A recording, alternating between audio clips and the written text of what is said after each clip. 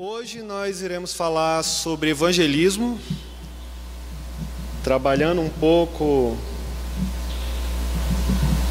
das disciplinas espirituais, e o evangelismo também é uma disciplina espiritual.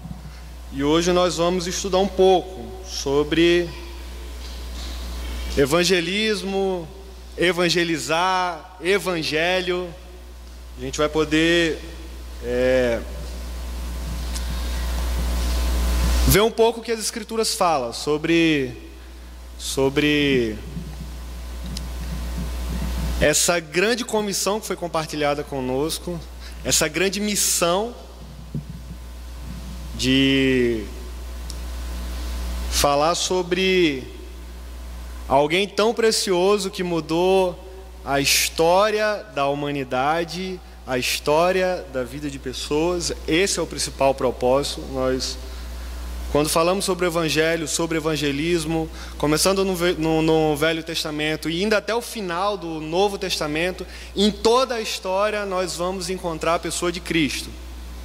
E falando sobre o Evangelho, logicamente iremos falar sobre Cristo. Falando sobre o evangelismo, a prática, o Evangelho em prática, nós estaremos falando de Cristo. O evangelismo, é lógico, nós entendemos que é uma prática que todo cristão deve executar, amém? Todo mundo deve evangelizar, entendemos isso.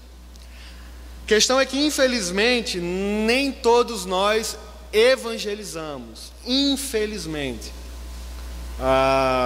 E não se trata de métodos de evangelismo, não se trata de técnicas que impeçam a gente de evangelizar, tá certo?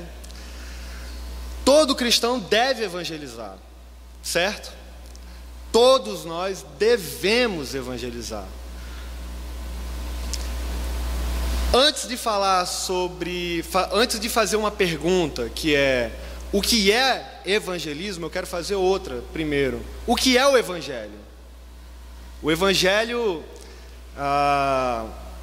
antes mesmo de Jesus Cristo, da pessoa de Cristo, quando ele fala para os seus discípulos: vão pelo mundo e preguem o Evangelho, ali não foi a primeira vez que se utilizou essa palavra evangelho.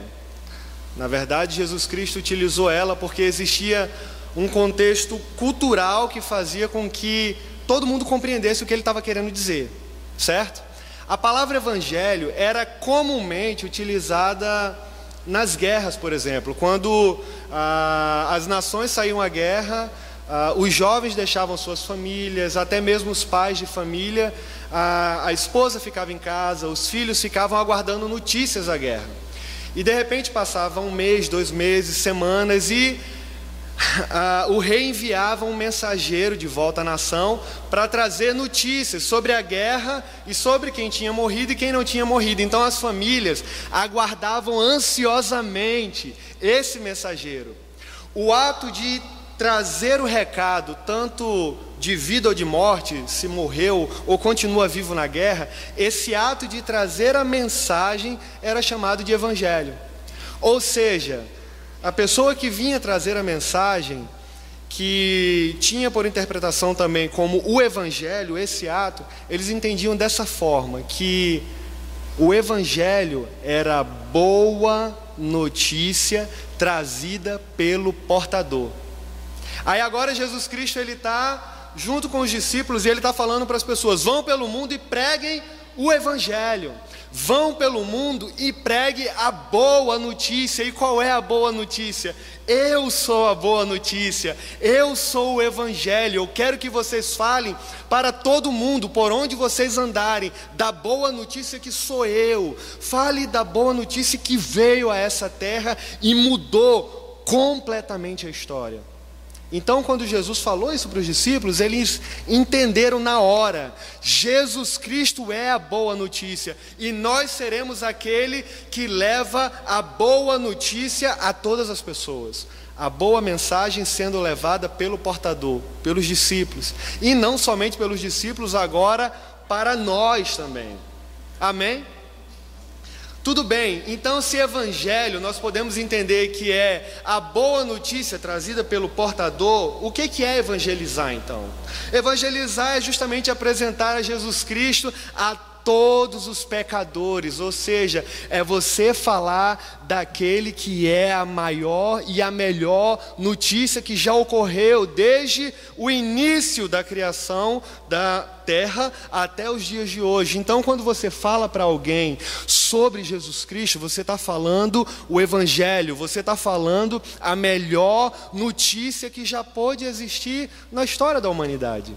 Isso é evangelizar, você falar de Jesus Cristo para as pessoas, você falar de Jesus Cristo para os pecadores, você compartilhar daquilo que lhe traz alegria, você falar daquilo que mudou a sua vida, a boa notícia que mudou a minha vida e mudou a sua vida também. Isso é evangelizar. Mateus, Marcos, Lucas, João e Atos vão falar sobre o Evangelho. A gente vai ver, por exemplo, aqui em Mateus, no capítulo 28, no versículo 19 ao 20, olha o que Jesus fala. Portanto, vão, façam discípulos de todas as nações, batizando em nome do Pai, do Filho e do Espírito Santo, ensinando-os a obedecer tudo aquilo que eu lhes ordenei, e eu estarei sempre com vocês até a consumação dos séculos. Marcos 16:15, vão pelo mundo, preguem o Evangelho a todas as pessoas. Aí os versículos continuam, quem crê e for batizado será salvo, quem não crê será condenado. Aí nós olhamos também, por exemplo, Lucas capítulo 24, versículo 47, que diz: e que em seu nome seria pregado o quê? O arrependimento para o perdão dos pecados a todas as nações, começando por Jerusalém. E os discípulos de Jerusalém partiram depois para diversos locais espalhados na face da terra. Evangelismo é para todos e não para alguns, meus irmãos. Até agora isso ficou muito claro para a gente. Evangelismo é para todas as pessoas, é para mim, é para você, é para o seu filho, é para a sua esposa, é para o seu irmão, é para a sua irmã, é para todos. Só que tem algumas pessoas que se apegam àquela passagem de Efésios 4, versículo 11, para dizer, alguns foram chamados para pastores, como diz assim, e ele designou alguns para apóstolos, outros para profetas, outros para evangelistas, e outros para pastores, e outros para o quê? Mestres. Então tem gente que foi chamada para ser pastor, outros foram chamados para ser mestres, outros apóstolos, outros evangelistas. Então por que eu vou evangelizar? Eu não sou evangelista. É muito interessante isso, não é verdade? Algumas pessoas se agarram nessa justificativa bíblica, só que é uma compreensão errada. Isso aqui é muito importante, preste atenção nisso. Deus, Ele chamou alguns para serem evangelistas, isso é verdade, lógico. Como chamou alguns também para serem pastores e outros para serem mestres, sendo que, embora eu e você, a gente não seja um evangelista, nós não sejamos um evangelista, Deus, Ele chama todo o cristão para ser testemunha de Cristo. Eu sou testemunha de Cristo, você é testemunha de Cristo, embora você não seja um evangelista. Isso impede de você falar acerca dele, isso impede de você testemunhar acerca daquele que mudou a sua própria vida, isso impede de você falar para as pessoas o quanto ele é bom, o quanto ele tem poder para transformar a vida das pessoas, o quanto ele pode fazer, que é o mais importante, levar você para o céu, salvar a sua vida. Isso impede? Existe algum impedimento pelo fato de você não ter sido chamado para ser, por exemplo, um evangelista em tempo integral, digamos assim? De forma alguma. Só que é aí que está. Todo evangelista, ele é chamado para ser testemunha de Cristo. Lógico, porque todos nós somos. Todo evangelista, ele é chamado para ser testemunha de Cristo, mas poucas testemunhas são chamadas para o ministério evangelístico. É totalmente diferente. Todos nós aqui, começando aqui na frente com o pastor Renan, até lá no final, onde Erivaldo está sentado, todos nós somos testemunhas de Cristo. Entretanto, nem todos nós somos evangelistas. Talvez a minoria aqui, mas isso não impede eu e você de pregar o evangelho. 1 Pedro,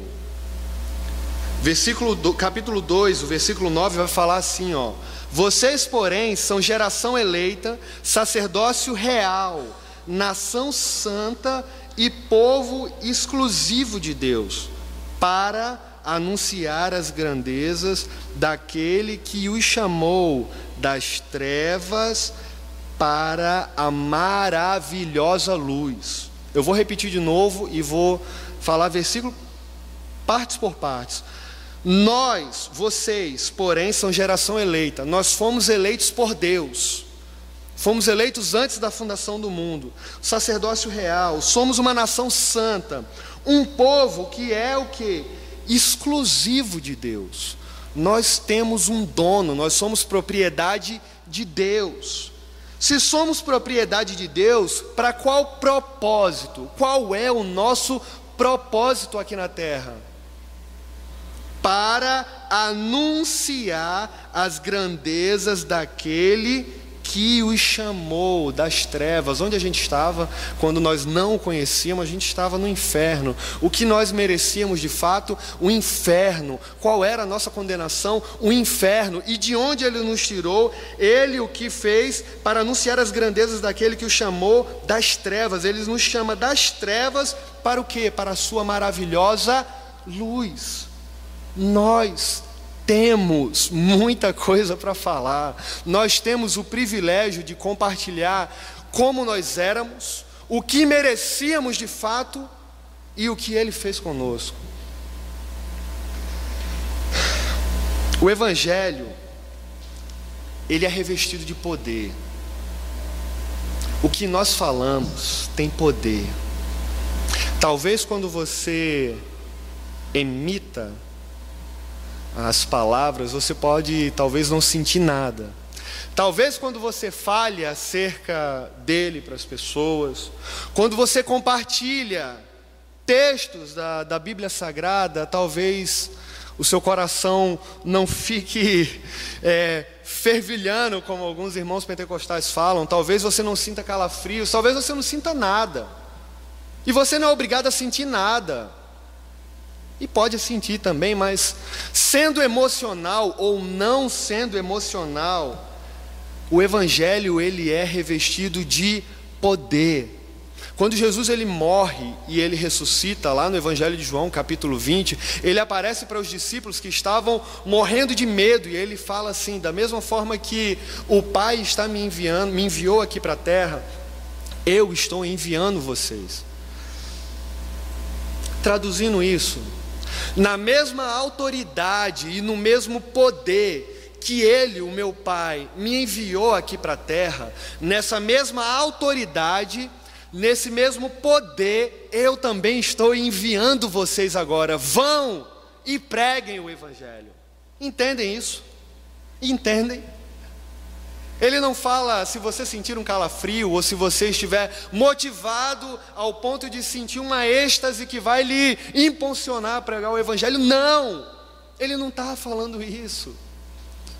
Porque na verdade o poder ele não é visível, ele é invisível aos nossos olhos. O poder não está limitado ao que eu sinto e nem ao que você sente. O poder que vem dele, essa autoridade que vem dele, ela causa um impacto e transformação na vida das pessoas, independente de você sentir ou não sentir nada. Não está nada relacionado a mim ou a você quando nós falamos acerca dele, mas sim o resultado que é causado na vida daquele que ouve. Por quê? Porque quem transforma é Ele. Uma compreensão errada que a gente vai ter também é que muitas vezes a gente acha, quando eu falo a gente, nós, a população evangélica, de que precisamos ter bastante treinamento para poder ser testemunhas de Cristo.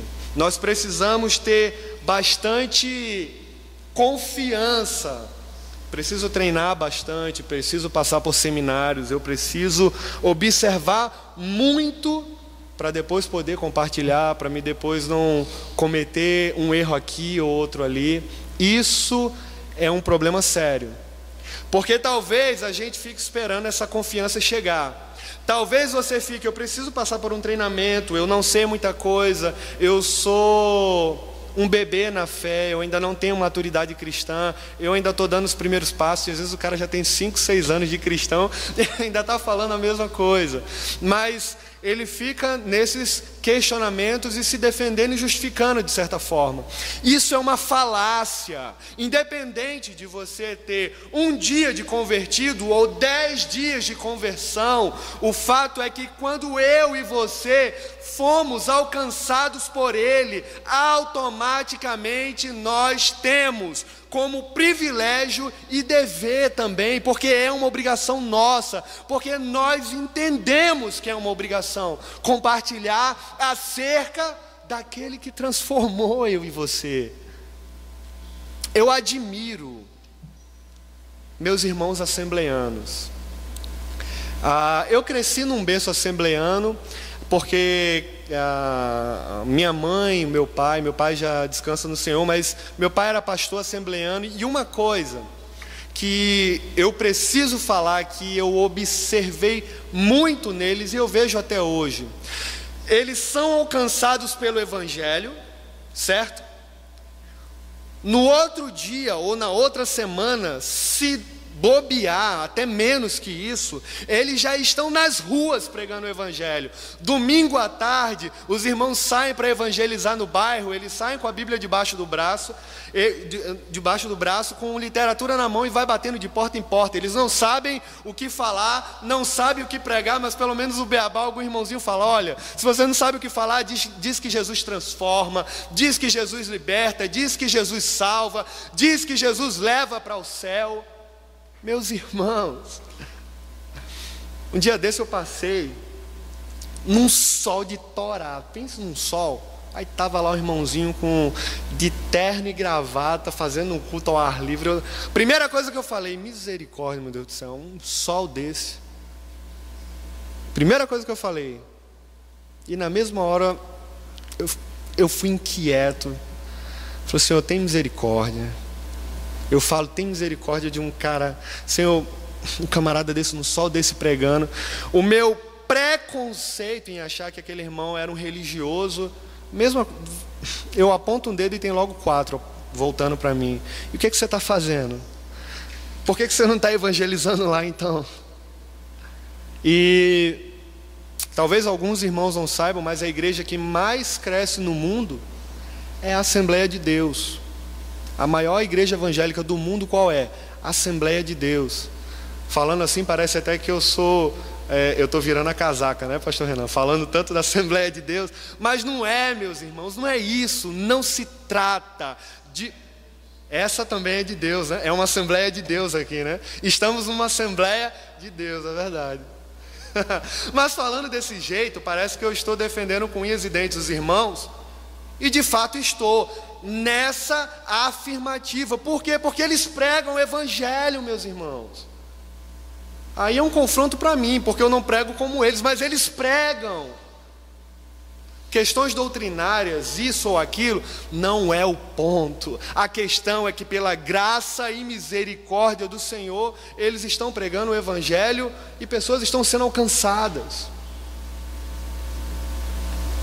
Nós temos o privilégio de pregar, falar dele para as pessoas. Será que estamos fazendo isso?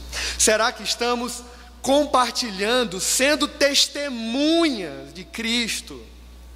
João capítulo 9, nós vamos olhar aquela passagem que Jesus ele cura um cego.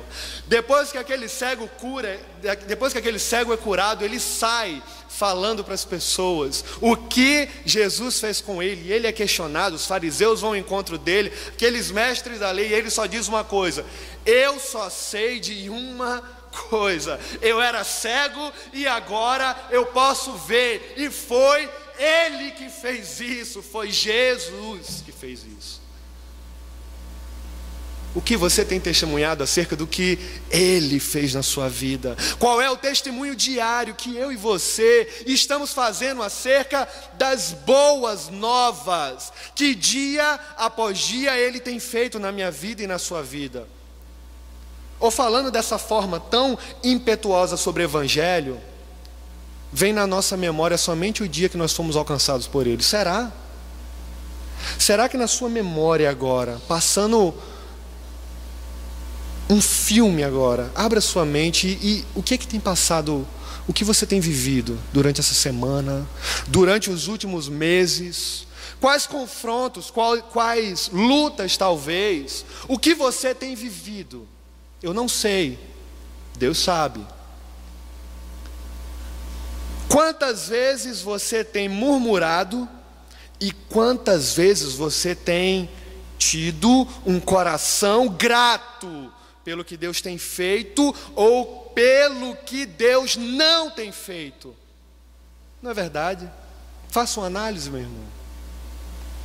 A mulher samaritana, por exemplo, está lá no poço, Jesus pede água, a mulher dá-me de beber. Como é que pode você, sendo judeu, pedindo água, que sou uma mulher samaritana? Você está maluco? Nós não temos relacionamento. Você é judeu, mas o samaritano é um judeu mestiço, é uma mistura de judeu com gente de todo canto. Como é que pode? Pode fazer, meu irmão.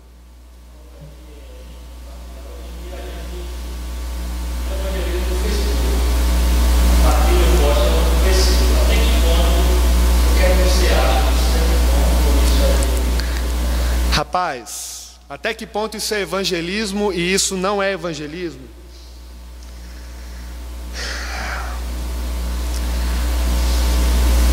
A gente vai olhar lá em... Eu não sei qual é a motivação do coração das pessoas quando postam o que postam. Isso me faz lembrar a passagem de Paulo lá em Filipenses capítulo 2, capítulo 1 ainda, acho que versículo 14 ou 15, quando ele está falando, está preso, ele é um prisioneiro domiciliar, a guarda pretoriana está com ele, e ele fala de algumas pessoas que estão pregando o evangelho lá fora, e alguns estão pregando o evangelho para prejudicar ele, na verdade. Ele fala: olha, alguns querem me prejudicar, mas me prejudicando ou não importa. O que importa é que eles estão pregando o evangelho e eles estão falando de Cristo. Então, independente de qual seja a motivação no coração, se estão falando de Cristo, que fale, meu irmão. Que fale, que pregue. A motivação no coração é ele com Deus, mas a palavra de Deus, ela tem poder. O evangelho por si só tem poder de transformar, independente de qual seja a minha motivação e qual seja a sua motivação, porque a própria motivação do evangelho é ela mesma, entende? Então, independente de qual seja a motivação de um ou de outro, se está postando sobre o evangelho, glória a Deus por isso. Então, é bênção. Eu olho por essa perspectiva. Agora, a motivação no coração deixa o camarada com Deus. E a mulher samaritana está lá conversando. Vai para o final da história da mulher samaritana. Ocorre a transformação, porque Jesus fala para ela: mulher, eu sou o Messias. Ela sai dali eufórica, cheia de alegria no coração, e ela entra na cidade, e o que ela começa a falar? Ela começa a falar de Cristo. Ela sai falando para todas as pessoas que teve um encontro com Ele lá no poço. Nós precisamos ser testemunhas de Cristo. Precisamos falar no Facebook? Devemos falar de Jesus Cristo em todos os locais que temos acesso. No Facebook, no Instagram, nos meios de comunicação na internet, em casa, dentro de quatro paredes, quando ninguém vê, no seu relacionamento com a sua esposa. Devemos pregar o evangelho dentro do relacionamento familiar entre você e os seus filhos, seu irmão, sua irmã, eu com a minha mãe já não tenho mais pai, entre família, entre as pessoas que têm um relacionamento diário conosco. O Evangelho, ele causa uma transformação de dentro para fora. E quando essa transformação é causada aqui dentro, automaticamente a gente quer colocar para fora, a gente quer compartilhar. E da mesma forma que queremos compartilhar, porque mudou aqui dentro, nós também começamos a fazer essas atitudes práticas de dentro para fora. Como assim? Dentro dos nossos ambientes privados. Muitas vezes queremos ir para tão longe pregar o Evangelho, mas como é que está a nossa casa? Como é que está debaixo do nosso tapete? Será que existe sujeira ali? Tudo começa de dentro para fora. Deus, ele vem no coração e ele transforma, assim como ele fez com Paulo. Antes Paulo, ele era um homicida, ele desejava matar os cristãos. Deus muda de dentro para fora, agora ele é perseguido e as pessoas querem matá-lo. Mas a mudança é de dentro para fora. Agora, de perseguidor, ele passa a ser perseguido. Por quê? Porque a mudança aconteceu aqui dentro e agora, como reação externa, ele vai fazer o quê? Pregar o Evangelho. E falando dessa perspectiva de dentro para fora, quando a mudança acontece aqui dentro, aqui fora queremos executá-la.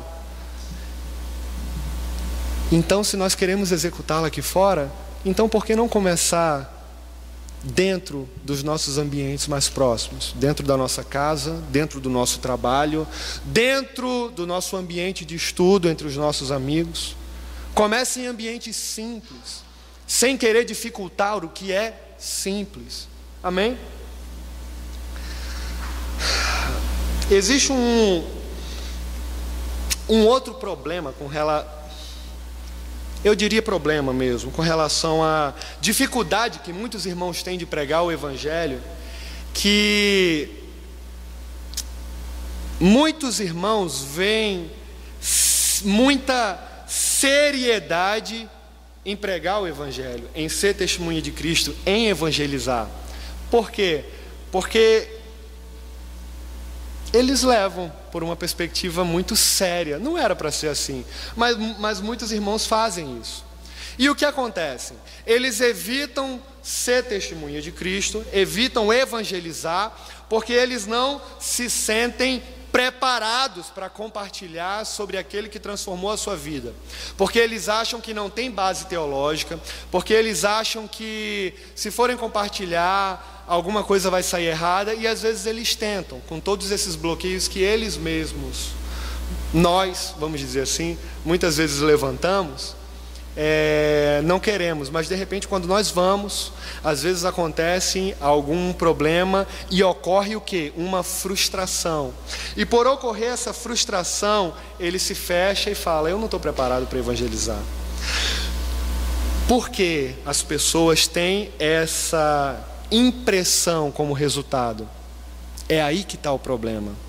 Quem disse que nós precisamos ver resultados? Não precisamos ver resultados. É aí que está. Nós precisamos ser testemunhas. Nós precisamos falar daquele que transformou. A parábola do semeador. O semeador saiu para semear. A semente caiu numa terra rica e ela criou raiz, cresceu, caiu nos espinheiros. Não criou raiz, foi queimada pelo sol. Meus irmãos, não é nosso o trabalho, não é responsabilidade nossa o resultado da nossa ação, porque isso é Deus que faz. Nós fazemos a nossa parte em lançar a semente, mas quem faz com que ela vingue é o Senhor. Então, esse é um dos motivos que faz com que as pessoas tenham esse, eu poderia dizer, bloqueio mesmo. Ou talvez, sendo um pouco mais pesado, justificativa para não fazer aquilo que ela deve fazer. Então muitas vezes nós temos essa atitude. Não compartilhamos porque falamos: não temos preparo suficiente, eu não sei compartilhar, eu não tenho preparo teológico, não conheço bem as Escrituras, e Eu já tentei evangelizar e fui confrontado em alguns momentos e não soube o que falar, passei vergonha. Meu irmão, minha irmã, no nome de Jesus, maior vergonha que aquele que me salvou e lhe salvou, lhe tirando da condenação eterna, morrendo naquela cruz miserável, desculpa falar dessa forma, aquela cruz desgraçada, onde eu e você deveríamos estar lá. Aquela era a maior vergonha que alguém poderia ter. Aquele era o pior tipo de morte que uma pessoa poderia sofrer naquela época, e ele morreu por amor, misericórdia, uma graça, um favor que eu e você não merecíamos, e ele quis compartilhar comigo e com você esse amor, morrendo por nós e nos salvando. Ali ele sofreu açoites, ali ele sofreu cuspes, ele sofreu muito por mim e por você. Você sabe o que é passar vergonha? O resultado não é nosso, é dele. O evangelismo, ele é uma disciplina. O evangelismo, ele é um estilo de vida. Nós já estamos encerrando. Hoje nós teremos um tempo um pouco maior de oração. Amém? Nas últimas quartas, geralmente temos somente 15, 10 minutos. Hoje nós teremos um tempo um pouco maior. É importante, meus irmãos, orar. É importante estar diante do Senhor, clamar pela ajuda dEle e a direção dEle, porque nós não sabemos como evangelizar, por exemplo. Muitas vezes não temos as palavras corretas na nossa boca. Muitas vezes não sabemos o que fazer em determinadas circunstâncias. E é Ele que nos direciona, porque quando nós colocamos a nossa dependência nele, ele nos direciona para isso. Mas esse relacionamento entre dependência, clamar pela vontade dele, pedir que ele controle todas as áreas da nossa vida, se faz parte de um processo chamado oração. E para termos esse prazer de estar na presença dele, precisamos de quê? Tempo. Então hoje o tempo vai ser um pouquinho maior. Amém? O evangelismo é uma disciplina. É um estilo de vida também. Independente do local, você tem que ser testemunha. Se você, no seu trabalho, já é testemunha de Jesus, compartilha acerca dele, glória a Deus por isso. Hoje, eu, o pastor Renan, Levi, os meninos, nós estávamos lá no Sebrae, jantando para poder retornar aqui para a igreja, ficamos direto, e encontramos um irmão da nossa igreja aqui, lá. E eu já vi ele fazer isso algumas vezes. E hoje, mais uma vez, né, pastor? Estava lá pregando o evangelho. Olha, essa fulano de tal, quando é que você vai na igreja de novo? Não sei o que, empolgado, com amor no coração, em tempo e em fora de tempo. Prega o evangelho, compartilha acerca daquele que mudou a sua vida. E eu já vi várias vezes ele fazendo isso. É um estilo de vida, porque a vida tomou conta de você. Então o estilo que você tem hoje é outro, porque a vida que você tem não é mais sua. O que você vive não é mais por você, é por causa dele. A sua vida não é mais sua, você não tem posse dela, ela tem um dono. E quando a gente entende isso criou raiz dentro do nosso coração, muda as nossas estruturas. Nós não conseguimos mais ficar calados. Em tempo, em fora de tempo, passa a ser um estilo de vida e compartilhamos em todo momento. Então pregue na escola, pregue no trabalho, pregue dentro da sua casa, para as pessoas que ainda não conhecem. Fale, seja testemunha. Não sei o que pregar, não sei o que falar, sabe? Você foi alcançado pelo evangelho, Jesus te salvou, você merecia o inferno e agora vai para o céu. Você já tem muita coisa para falar, não tem? Fale, fale, fale. Falando de pessoas na história da nossa Bíblia que tinham trabalhos normais e eles eram excelentes no que faziam, entretanto a glória, a presença de Deus era muito clara na vida deles. A gente vai olhar Daniel, por exemplo, um homem íntegro ao Senhor, 3 vezes ao dia entrava no seu quarto e se ajoelhava e orava ao Senhor dos céus, agradecendo, exaltando, adorando. Não encontraram uma falha sequer na vida de Daniel. Entretanto, descobriram que ele se prostrava e adorava ao Senhor 3 vezes ao dia. Foi o gancho que encontraram para poder incriminá-lo, mas na verdade, nas contas, sabemos o que acontece. Os leões não o comem, porque Deus o livra pela sua misericórdia, mas ele era um homem excelente em tudo que fazia, e temia ao Senhor, e a sua vida era um reflexo daquele que um dia o possuiu. Olhamos agora, por exemplo, a vida de José. José, vendido como escravo, passa, se não me falha a memória, 14 anos até se tornar governador do Egito. Lá na frente ele encontra os seus irmãos e ele olha para eles e fala: não pense que foi vocês que me venderam como escravo. Foi Deus que permitiu que tudo isso acontecesse para que o seu povo tivesse livramento no futuro. Eu passei por todo esse processo porque Deus quis que eu passasse. Observe nessas palavras a compreensão clara de um homem que entende que Deus controla a sua vida, e ele era o quê? Excelente. Ele se tornou o quê? Governador do Egito. Ele fez a economia do Egito crescer num tempo de escassez, onde não existia comida em nenhuma outra nação, somente no Egito. E todas as pessoas sabiam quem era o Deus de José.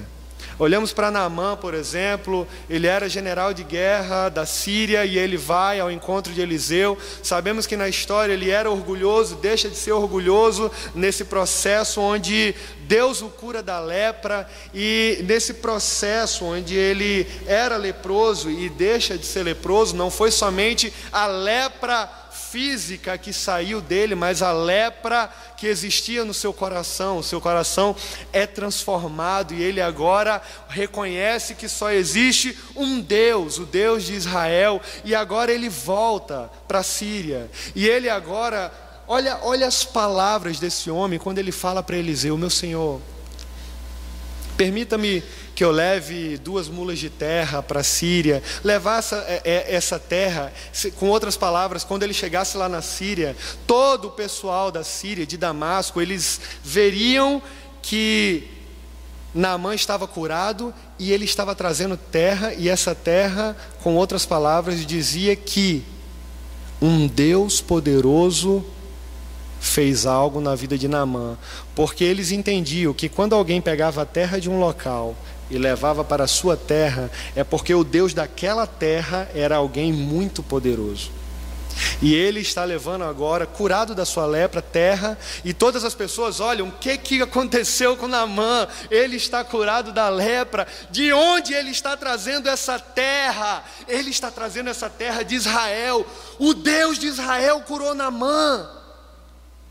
E ele pede para Eliseu para levar essas 2 mulas de terra. Eliseu permite, mas aí ele faz um segundo pedido: meu senhor, tenha misericórdia e permita que o teu servo continue servindo o meu senhor lá no templo de Rimon. Porque o que acontece? O rei de Damasco, da Síria, ele já era idoso, ele segurava em Naamã todas as vezes que ia adorar no templo de Rimon, sendo que Naamã continuou sendo submisso ao seu rei. Entretanto, o seu comportamento, as suas atitudes eram outras. Ele era muito querido pelo seu rei. O seu rei sabia que ele não se prostraria mais aos deuses no templo de Rimon. E o que está acontecendo ali? Olhando o pano de fundo, o que nós descobrimos? Descobrimos Naamã testemunhando acerca de um Deus que mudou a sua vida. Não é interessante isso? Que aplicações podemos fazer aqui então? Famílias que têm alguém que é evangélico, talvez o marido não seja, ou talvez a esposa não seja cristã e ele seja. Qual é o comportamento desse irmão mediante essa situação? Qual é o comportamento desse irmão ou dessa irmã quando o filho não é cristão ainda? Como é o seu comportamento como cristão, quando alguém dentro da sua própria casa não teve um encontro ainda com Ele? Se você quer de fato saber quem é a pessoa, pergunte a quem a conhece no ambiente de intimidade. Nos ambientes do dia a dia, as pessoas vão descobrir as virtudes, os defeitos, as falhas no caráter que um e o outro pode ter. Nesses ambientes, nós temos o privilégio de testemunhar acerca daquele que transforma a nossa vida. E Naamã, ele volta para a sua terra, testemunhando acerca daquele que transformou a sua vida. Sejamos, meus irmãos, testemunha de Jesus. Sejamos testemunhas dentro da nossa casa. E é interessante isso. Eu vou afunilar, tá certo? Estamos falando dentro de uma perspectiva cristã e não cristã. Quando alguém é cristão e como você, sendo cristão, testemunha para alguém que não é cristão. Agora, e quando os dois são? Quando todos são? Como você tem se comportado também? Como você tem testemunhado acerca daquele que tem mudado a sua vida? Já estou terminando. A história, só para encerrar, eu lembrei da história de um funcionário que durante muitos anos viu o seu patrão como uma referência de ética, integridade, um homem que zelava pelo ambiente por um ambiente de trabalho saudável, zelava pelos funcionários, era um excelente pai de família. Certo dia, um funcionário foi alcançado pelo Evangelho e durante algum tempo ele ficou relutando, mas chegou uma hora que ele não aguentou e se entregou. Ele, com muito medo, achando que o seu patrão iria tratá-lo com indiferença, ele mesmo assim chega ao patrão e fala: queria dizer para o senhor que eu sou evangélico agora, eu sou cristão. O patrão olha para ele com um sorriso no rosto e fala: há muitos anos eu tenho orado por você, eu também sou evangélico. O funcionário ficou indignado. Por que o senhor nunca me disse que era evangélico? Aí ele: mas eu não estou entendendo, você foi alcançado pelo Evangelho.